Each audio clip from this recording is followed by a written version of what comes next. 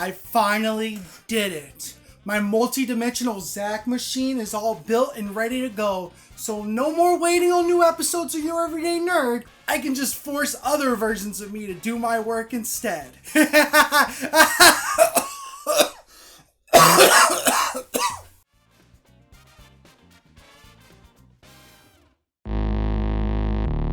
Are you an everyday nerd? Hit that subscribe button and turn on notifications so you don't miss the next episode.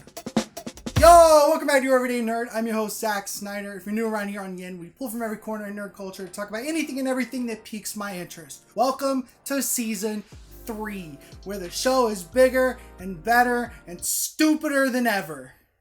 Get hyped.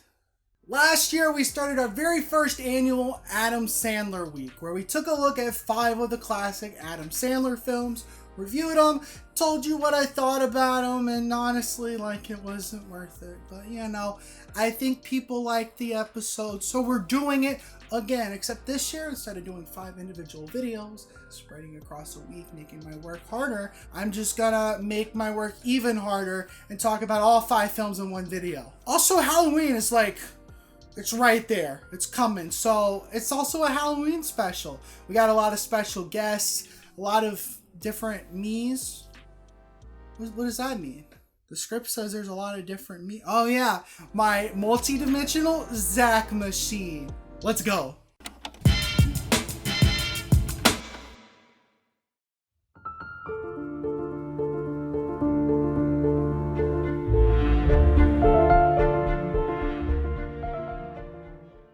If you don't know anything about it, Adam Sandler is an enigma in modern film culture. The titular Adam Sandler movie has its own feel to it, and that can be for better or for worse. Some of these films are considered all-time classics in comedy now. Others are considered just awful.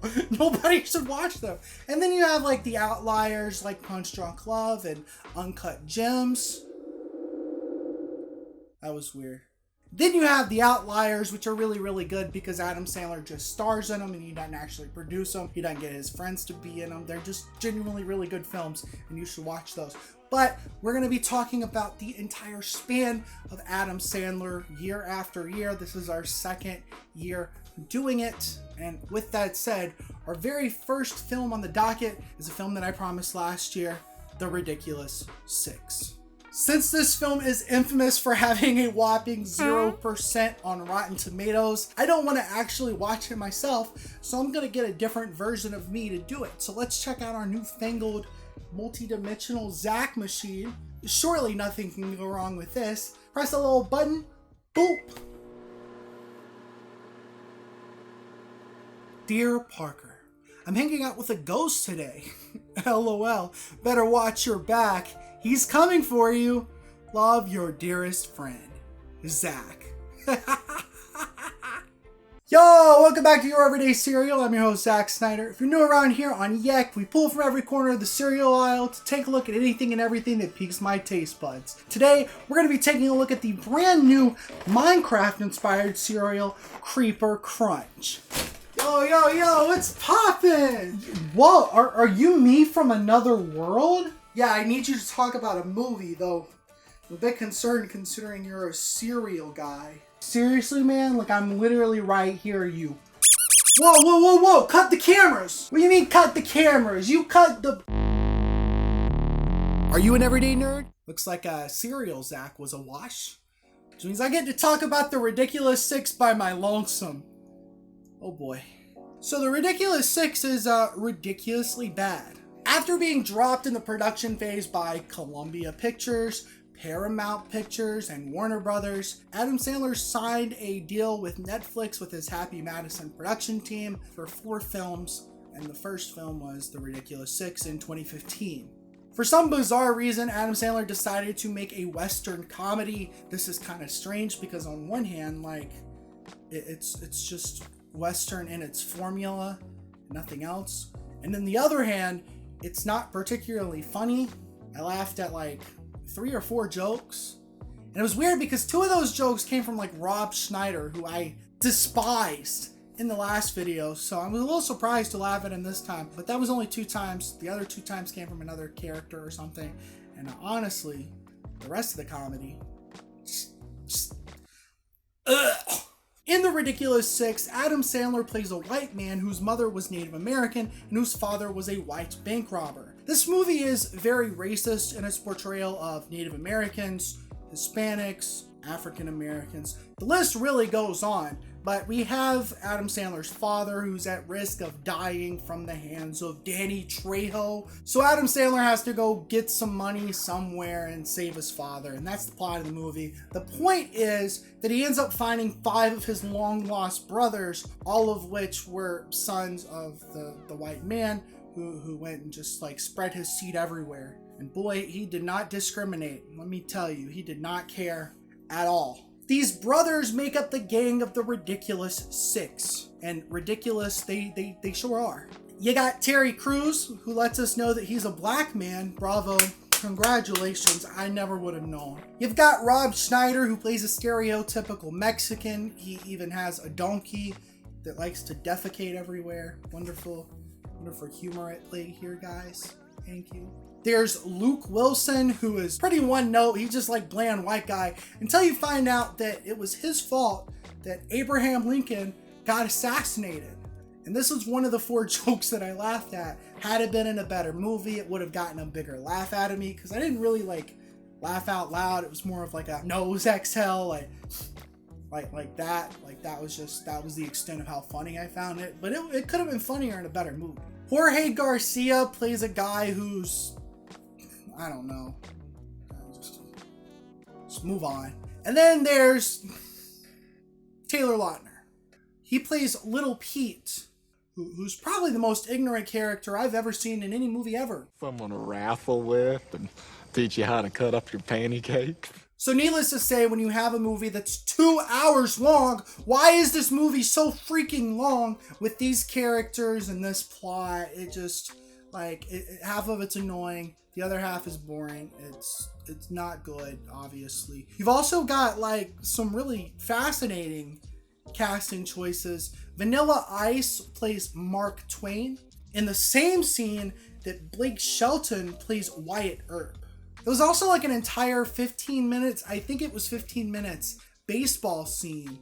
And I couldn't tell you what happened in it. I think it was just the very first baseball game ever. That's supposed to be the joke, I guess. I don't know. I kind of just blanked out and contemplated my life decisions. Either way, this was obviously panned by critics for a reason. It's painstakingly bad. There's nothing redeemable about it at all. It's just an Adam Sandler movie that goes in the category of very bad, do not touch. I give this movie a 1 out of 10. It should never have been made. When I meet Dad, we'll talk and drink, and he'll bounce me on his knee. Then we'll search hand in hand for the taco tree. So that was our very first Adam Sandler movie of the year. How'd you guys like it? You didn't? Well, maybe you'll like this next one. Bedtime Stories is a movie that I remember watching as a kid. I remember enjoying it. There was a couple of jokes that kind of lived rent-free in my head. Let's take a look at our multi-dimensional Zach machine, see which Zach we get to visit this time, and hopefully it won't be cereal Zach. I don't even eat cereal. Why?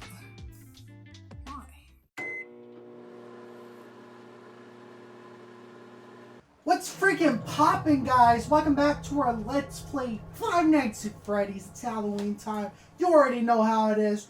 Let's get this jump scare in there. I'm a freaking OG Five Nights at Freddy's player. Are you kidding me?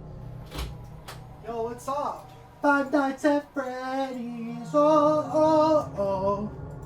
Five Nights at Freddy's. Oh, oh, oh.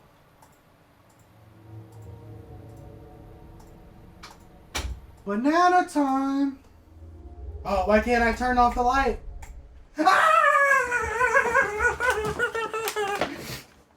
Well, I guess we're gonna be taking a look at this one by ourselves as well. 2008's Bedtime Stories features Adam Sandler as a hotel handyman. When he was a kid, his father owned the same hotel, but he wasn't a good businessman, so a friend of his had bought the hotel out and promised that when Adam Sandler became a big boy, he too could become the new manager. 30 years later, and we find out it's all just BS, until he gets the chance to prove himself and hopefully he can get that new fancy job as the hotel manager. That's the main plot of the movie, and honestly, I don't really care. I guess kudos to the creative team for coming up with another very specific job that Adam Sandler can do. I feel like every single movie he's in, he's got another specific job. It's kind of a little creative. Anyways, the family aspect of this movie is the part that I actually enjoy the most. For an entire week, Adam Sandler has to spend time and take care of his young niece and nephew because his sister's going to be out of town to go find a new job. She's getting laid off as well. It's kind of like, it's 2008.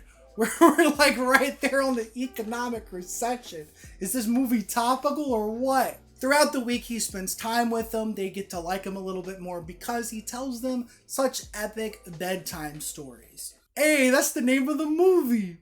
After the first bedtime story that he tells them, the next day he finds out that whatever plot points the kids add to the stories, it becomes real life. So if the kid says, I wanted to rain gumballs, the next day he's gonna find himself under a truck that spilled a bunch of gumballs and it looks like it rained gumballs. It's not going to be 100% realistic, obviously, but it's a nice little creative way to transfer these imaginary stories into real life. And it's this movie that made me realize it's the more creative Adam Sandler movies that I like the most. Films like The Ridiculous Six, while it is fully a Western, it's still very grounded in reality. But when you have something like Bedtime Stories or even Click from last year, you've got things that are a little bit more wackier, a little bit more out there, and yet they kind of bring a little bit more humanity to the film. This is a movie for the family, and it's the only Adam Sandler movie that I can really remember that's 100% good for kids. I think another one we'll talk about, Pixels, could work for that, but that's kind of got another target demographic. We'll talk about it, we'll get there. When it comes to Bedtime Stories, it's kind of cool because a lot of Adam Sandler's comedy can be a little bit too much. The gross out humor, the adult jokes, a lot of those things, they end up being not only too much but not funny. I think when you concentrate it into humor that kids could find funny, it actually makes the humor overall more good. I mean, it can still be annoying at times, but it's not nearly as bad as most of the comedy in all of his other movies. It's crazy. Honestly, at the end of the day, I still like Bedtime Stories. I liked it as a kid. I think as an adult, it's got that one note kind of nature in the story, but since it goes out there, you have a lot of the imagination. It's cute, it's wholesome, kind of put it in that Click 50 First Dates kind of category, where it's like, if I want to watch an Adam Sandler movie, this is probably going to be one of them that I'm going to pick. I'm giving Bedtime Stories a 7 out of 10. I'll give you Ferrari for free! Booyah! The end. I love it. Next up on our Sandler Wheel of Torture, we have the one and only Waterboy. This is a movie I've heard a lot about. I've heard a lot of good things about it, so hopefully I'll end up liking it. Do we want to try another alternate, Zach? Let's just go. Let's just gamble our life away. Hey, I'm the Nostalgia Critic. I remember it so that you don't have to. For this year's Nostalgia Week, we're going to be taking a look at people's favorite Adam Sandler movie, The Waterboy. You want me to be honest with you? That was the most disgusting thing I've ever seen in my life. Homostack, what do you think about that? Wait, you still haven't quit YouTube yet? I think I need to do some calibrations on this machine, maybe rein in the randomness a little bit. Not include Zach's with brain damage. Anyways, let's look at The Waterboy. The biggest part of Adam Sandler's repertoire and this movie is that Adam Sandler likes to make weird noises with his mouth. The entirety of 1998's The Waterboy, he's just making weird noises with his mouth. I don't quite understand it. But they finally tuned the athletic machine. In this one, we have Bobby Boucher, a 30-year-old man who lives with his overprotective mother, played by Kathy Bates, and his main purpose in life is giving water to football players. After being fired one day because he gets bullied by the football players a little too much, he ends up finding another team, which is led by the coach Henry Winkler. This team also picks on him, but Henry Winkler is like, no man, you gotta stand up for yourself. and then Adam Sandler like knocks the dude out, and then he becomes respected. Henry Winkler is like, yo, you should actually play on our football team. So then throughout the rest of the movie, you kind of get like this underdog sports movie where this really bad team now has a really good player, which is really just Adam Sandler hitting a bunch of people on the field. You'd think there'd be some like penalties for that, but maybe there isn't. Maybe that's why football needs to not be played. Giving kids brain damage. We also get a lot of coming of age isms in here. You got Sandler going against his mother, becoming a man, going to college, getting an education, getting a girlfriend who he ends up marrying by the end of the movie. You know, the guy really just living his best life, except he should probably go to therapy because there's a lot of anger issues, and putting that out on a bunch of people on the field, probably not a good idea. As far as The Waterboy goes, I feel like on one hand, the plot is decent enough. I didn't hate it. But on the other hand, the movie kind of painfully mediocre. What I mean is, like, there's nothing original here at all, except for Sandler's brand of humor, which is usually bad. So it's like the original stuff isn't good. The non-original stuff is just fine. So it's like I get why people like the movie, but do I care? I don't know. I'm probably gonna give this one a 6 out of 10. You can do it! Oh, yes, we can. 3 down, 2 to go. Let's talk about Pixels.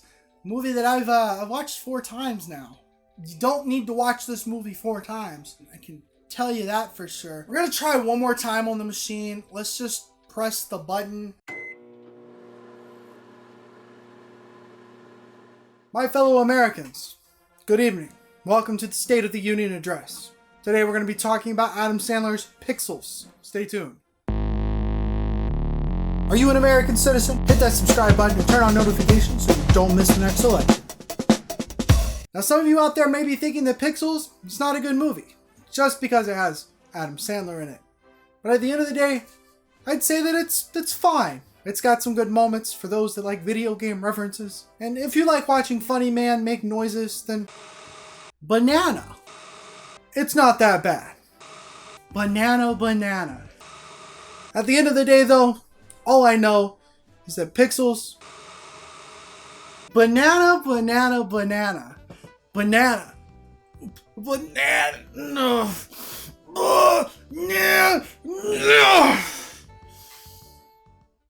I thought that President Zach was gonna work out for us. I don't want to talk about that. Let's just talk about Pixels and move on, please. Like I said, I've seen the 2015 Adam Sandler movie Pixels 4 times now. This movie just not like worth watching that many times. Obviously, it's not good, but then there are like some parts of it that I do like. And so it puts me in like a weird place with it. Let me explain. So in Pixels, the world is attacked by aliens. In 1982, the US government sent out a time capsule to space, which included clips from a video game championship. It's current day, some aliens found the time capsule. They think the world was sending out an attack signal via the video games, so they decided, let's attack first. This works out to be the only reason that the film is even worth watching, because video game references go burr, and also the main reason why the film is not good.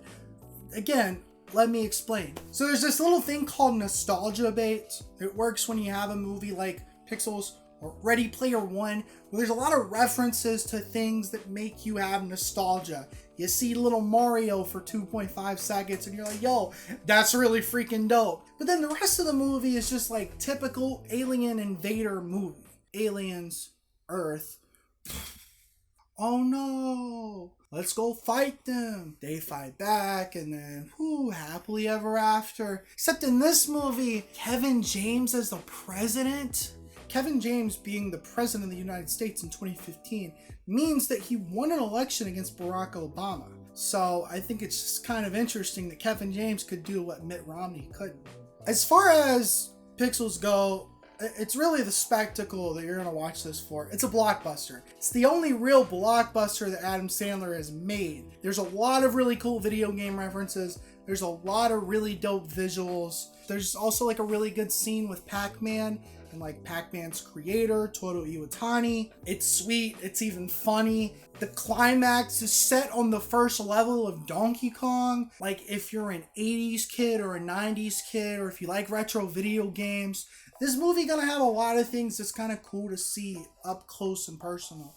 But then you again have the Adam Sandler typical nerdy guy tries to get the girl trope, and the nerdy guys are the heroes trope, and Hubert is actually an alien, and he just in the shape of Hubert, and he turns into this really hot woman, and then she marries Josh Gad, and then they have little Hubert babies trope. Don't think that's a trope, but it should be. It shouldn't be. I'm gonna give this movie a 5 out of 10. That's as high as I can go. Probably go to a 4, but I'm gonna give it a 5 because I'm a little generous today.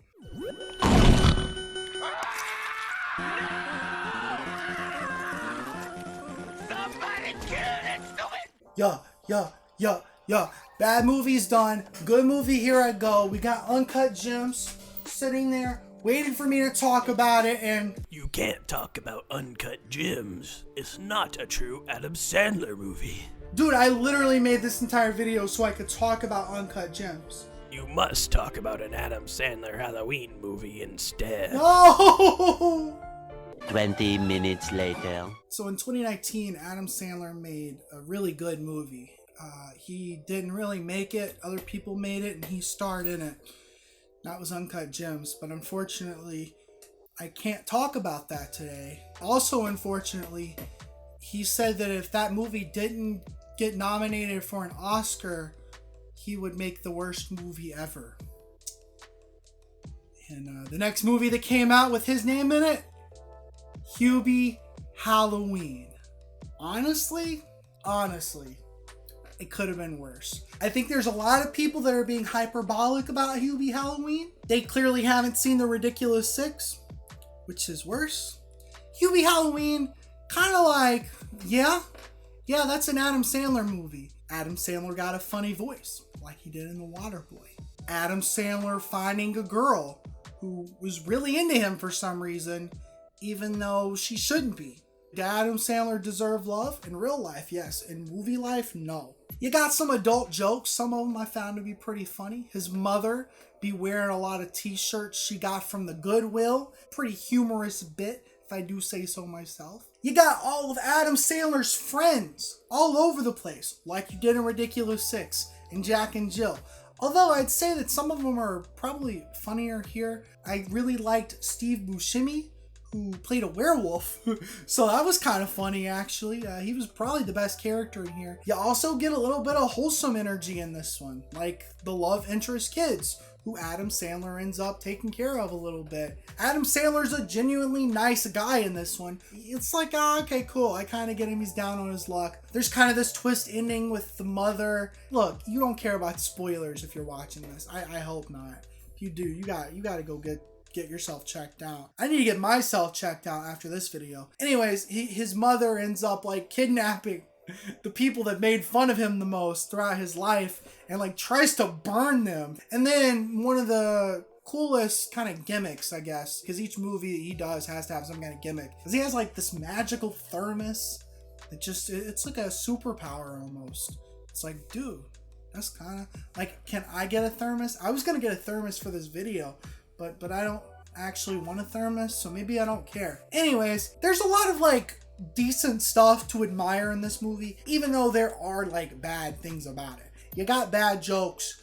It's kind of boring. The pacing is all over the place. There's like some narrator. I felt like I was watching one of those Netflix reality shows where every 10 minutes you gotta have like this transition and the narrator telling you what's happening, what's gonna happen, what just happened. But there's like, if you're watching Hubie Halloween in 2020 and you've never seen an Adam Sandler movie, you're probably gonna be like, that was stupid. If you're watching Hubie Halloween in 2020 and you've seen a lot of Adam Sandler movies, then you're probably going to like it enough because you've got a lot of those Sandler-isms.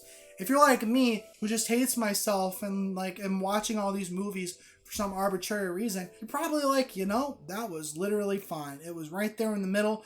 I'm giving Hubie Halloween a 5 out of 10.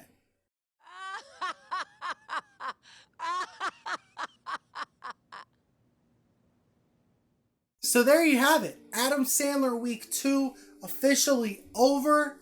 We made it out of here alive somehow.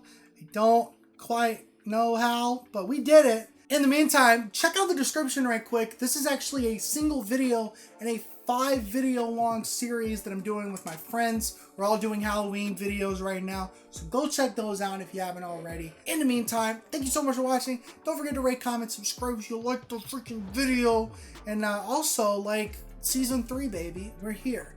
We're live. Will there be more videos in season 3 than season 2? Hopefully. I can't promise anything because I've lost my damn mind. Peace!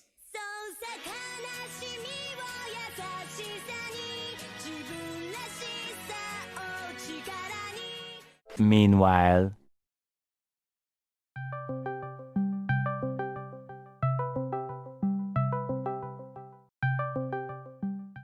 Yo, what's poppin'? What's up, everyone? How's it going? Hey, yo, Zach, hold on. I got you a little something at the store the last time. I got you a Pop-Tart, bro. Yo, let me get that. Let me get Have that. There we go. Hey, Hell yeah. Pop-Tart time, baby. Hey, and you hear anything else spooky? I know you talked to Parker about some spookiness. Honestly, the only thing that's bothering me is this ominous Sprite can by the GameCube. But other than that, like, You have one too? I figured it was just in season, you know, like people around Halloween typically put up the Sprite cans. Yeah. So I don't know. That's a little strange, don't you think? Little quirky, honestly, little quirky. Speaking of quirk, though, bro, like honestly, Zach, you look kind of fresh over there. You're looking kind of quirky. So I finally finished the Adam Sandler video. Finally done. I'm sorry. They were all masterpieces, right? You know. No. No. Absolutely not.